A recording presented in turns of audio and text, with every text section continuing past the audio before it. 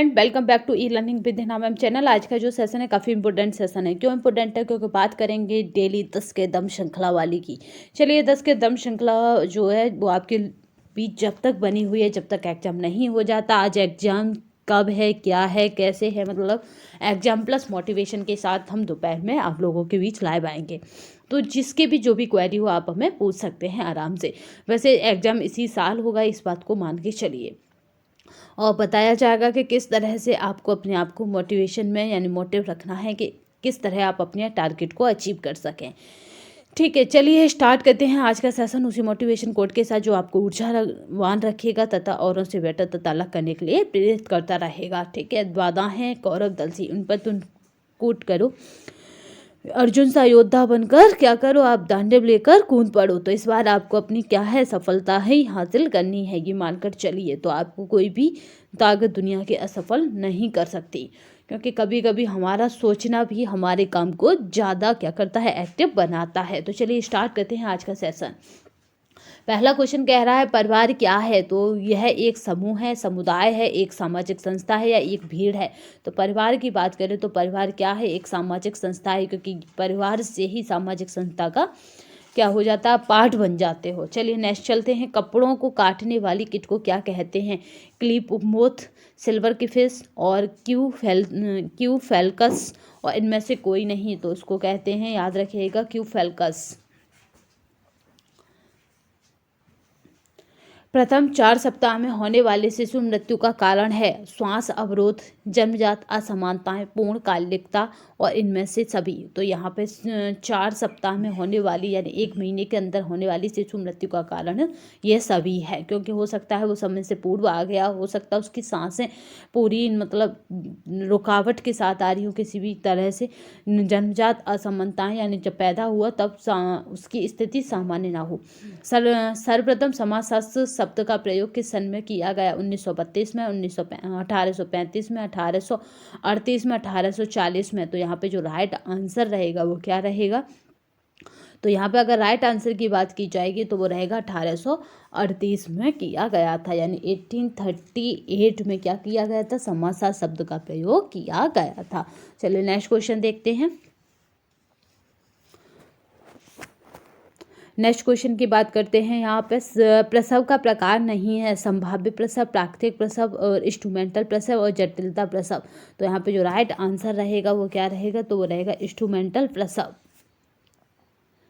यहाँ प्रसव का प्रकार नहीं है, यहाँ पे ये पूछा जा रहा है। तो प्राकृतिक प्रसव है क्योंकि जो नेचुरल होता है वो, और जटिलतापूर्ण प्रसव है क्योंकि जटिल प्रसव होता है, और इंस्ट्रूमेंटल प्रसव है मगर ये संभाव्य प्रसव करके ये प्रसव का प्रकार नहीं होता है। तो चलिए यहाँ पे जो राइट आंसर रहेगा वो रहेगा ए। आवश्यकता मनुष्य की एक ऐसी इच्छा है जिसकी पूर्ति के लिए उसके पास पर्याप्त होने चाहिए साधन, धन, प्रतिष्ठा, बचत।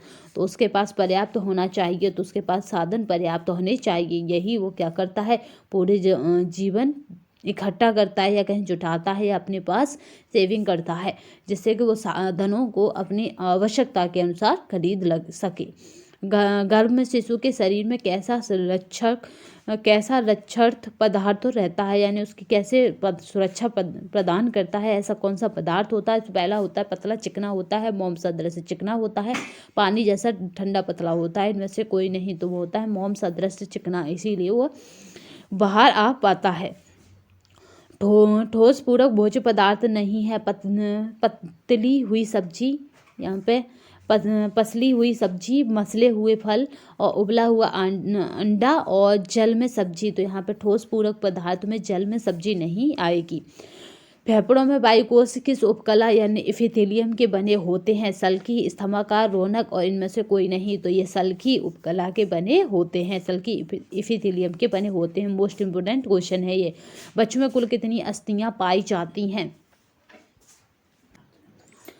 नेक्स्ट क्वेश्चन देखते हैं। बच्चों में कुल कितनी अस्थियां पाई जाती हैं? तो अगर बात की जाए 33, 64, 22 और 29। तो यहाँ पे जो राइट आंसर रहेगा वो क्या रहेगा? तो यहाँ पे राइट आंसर क्या रहेगा? 22 होती हैं, क्योंकि बच्चे की बात हो रही है तो ये दोनों तरफ से इस तरह घुमावदार होंगी। जिन्हें हम काउंट करेंगे। चलिए नेक्स्ट चलते हैं। कंकाल तंत्र की सुडौलता एवं सौंदर्य प्रदान करने का तंत्र है तंत्रिका तंत्र, पेशी तंत्र, परिसंचरण तंत्र और पाचन तंत्र। कौन इन्हें क्या करता है? सुडौलता और सौंदर्य प्रदान करता है कंकाल को। आपने देखा होगा पूरा शरीर एक कंकाल में बना होता है, अगर उस पर क्या ना हो, पेशियां ना हो, तो उस पर सुडौलता और सुंदरता नहीं आएगी और हड्डी पंजर नजर आएगा। तो ये होता है पेशी तंत्र, क्योंकि पेशी तंत्र से ही क्या होता है, शरीर सुंदर नजर आता है, क्योंकि वो कंकाल पर ऊपर चढ़ जाता है। यहाँ पे बात करते हैं नेक्स्ट क्वेश्चन की। नेक्स्ट क्वेश्चन की बात करते हैं जो काफ़ी इंपॉर्टेंट है। पायरिया रोग होता है तो पायरिया कानों में, दांतों में, आँखों में, नाक में। तो जो पायरिया रोग है वो दांतों में होता है। मोस्टली क्या होता है कि गंदगी की परत दिनों दिन चढ़ती जाती है दांतों पर, उस कारण पायरिया रोग हो जाता है बैक्टीरिया के बैठने से। प्लास्टिक की वस्तुएं साफ करनी चाहिए चूने से, राख से, सर्फ साबुन से और नींबू से। तो यहाँ पे प्लास्टिक के बर्तन हमेशा सर्फ और साबुन से ही साफ होते हैं। किसी भी वस्तु के सजीव चित्रण हेतु सर्वोत्तम साधन है तो सजीव चित्रण हेतु, यहाँ पे निर्जीव चित्रण नहीं, सजीव करना है तो कठपुतली सजीव चित्रण के अंतर्गत नहीं आता। दृश्य और श्रव्य साधन है कठपुतली, बट सजीव चित्रण नहीं है। गाथा गायन आपका सजीव हो सकता है, बट ये सर्वोत्तम साधन नहीं है। रासलीला आपका सर्वोत्तम साधन नहीं है, क्योंकि हमें रासलीला में केवल हम धार्मिक आध्यात्मिक चीज़ों पर ही कर सकते हैं। तो नाटक क्या है? किसी भी वस्तु के सजीव चित्रण हेतु नाटक क्या है? सर्वोत्तम साधन है। क्योंकि क्या था, क्या था जिस पे एक वो थीम चली थी, जिस पर क्या करना था, लोगों को जागरूक करना था, तो वो नुक्कड़ नाटक के माध्यम से किया गया था। तो आज हमने अपने 10 के दम श्रृंखला को कंप्लीट कर लिया है। इसी तरह की ये श्रृंखला जब तक आपको मिलती रहेगी तब तक एग्जाम नहीं हो जाता।